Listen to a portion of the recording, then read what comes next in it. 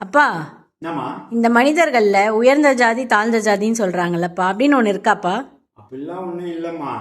யாரு மேல கீறினாலும் ரத்தம் ஒன்று தான். ஆக மொத்தம் எல்லாருக்கும் 10ஆம் மாசம்தான். அப்படின்னா என்னப்பா? இப்போ எந்த ஜாதிக்காரங்களா இருந்தாலும் அவங்கள கீறி பார்த்தோம்னா ரத்தம் சிகப்பா தானே வருது. நான் உயர்ந்த ஜாதிக்காரன், எனக்கு ரத்தம் பச்சையா வரும். நான் அதை விட உயர்ந்த ஜாதிக்காரன், எனக்கு ரத்தம் வெள்ளையா வரும்னு யாராவது சொல்ல முடியுமா? சொல்ல முடியாதுல்ல.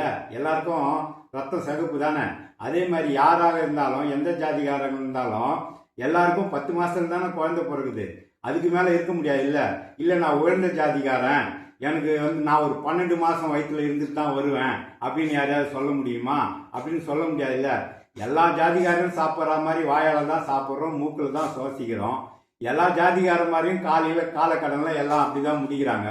நான் உயர்ந்த ஜாதிக்காரன், நான் வேற வழியா சாப்பிடுவேன், காலக்கடன்லாம் நான் வேற வழியா போவேன் அப்படின்னு சொல்ல முடியுமா?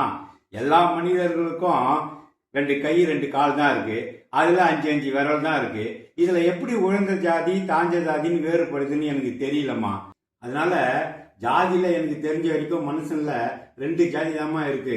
ஒன்னு ஆணு, ஒன்னு பெண்ணு. இந்த 2 ஜாதி தவிர வேற ஜாதி இல்லம்மா. அப்படியாப்பா?